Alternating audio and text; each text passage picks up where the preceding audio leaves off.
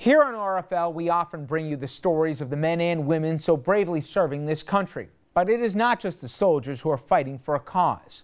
A growing number of military mothers, they have also joined this effort, putting their lives on hold to help care for wounded warriors, fighting to keep memories alive of sons and daughters lost at war. And some even leaving their own children behind to fight for our country. Our own Carolyn Rowe, who follows military families very closely all year long, she'll be bringing us the stories of military moms making a difference all week in a special Mother's Day tribute. She joins us now with more.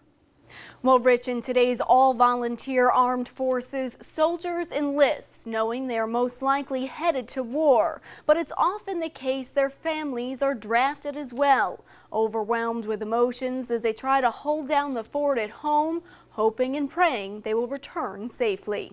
To many, these pictures are of men in uniforms, pictures of those that fight to keep us safe. But to these women, these pictures are so much more. They are their children, they are their babies. You know, when I said goodbye to my son, you know, I don't know if I'm going to ever see them again when they leave. So that's tough, you know. And I always hug them and, you know, I hope I see you again. It's a feeling that always burns inside of them. You just don't realize the strength that to get through each day of normal activities. You don't realize how much it's killing you inside until you hear from them. And then the reality of it all hits you, and then you lose it. And you're just thankful they're okay. It's a feeling that only some mothers can understand. Waiting and worrying here at home as your child risks their lives overseas. Gene Tresnan's son just left for his second tour in Iraq. It gets me aggravated sometimes when people are like, oh, why's he going there? They should be coming home. That's what the president's saying. We're coming home now. Unless you have somebody in it, the thick of it. You know, you don't think about it day to day like we do.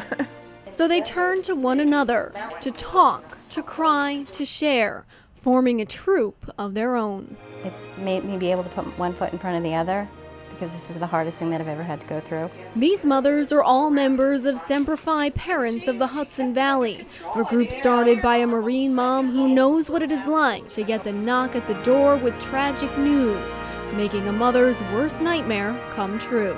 I really don't think that people understand when you lose a child to war, your dreams are shattered. Forever and ever, amen. On June 6, 2005, Paula Zwillinger's life changed forever. Her son, Bob Mininger, was killed in Iraq. The world lost a great Marine. Paula had to bury her child and the dreams of seeing what else he could have done and become. But losing her hero has not stopped her from continuing to help the families of America's heroes. Still running the support group for local parents she started when Bob first joined the Marines. There's an inner drive, you know what I mean? And I think, as I tell every parent, you know, we're not a group to sit around and cry over a cup of coffee. If that's what you want, this group is not for you.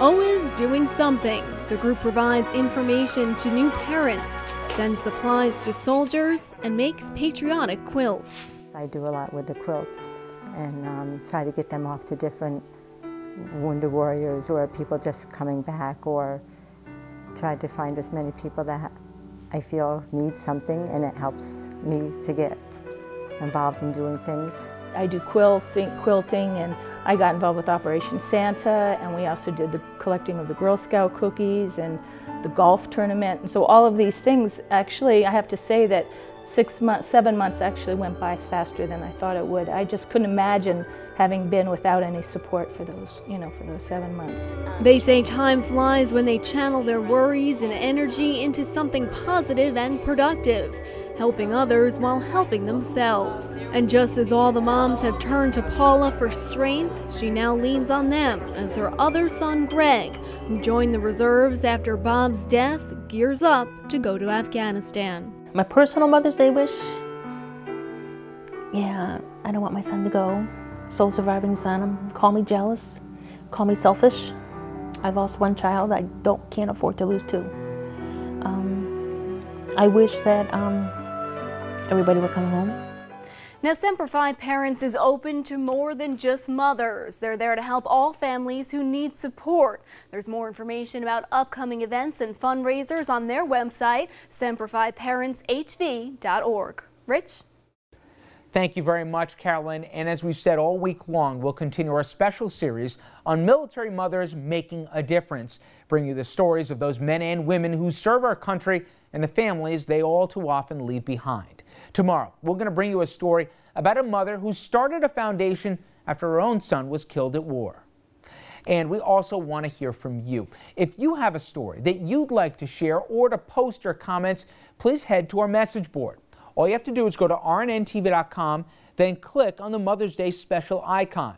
You'll also be able to see what we've been covering all week, and once again, a Mother's Day tribute to military moms starting every night this week right here on Richard French Live. Still to come, we have a quick check of all your headlines, so please stay with us. We'll be right back.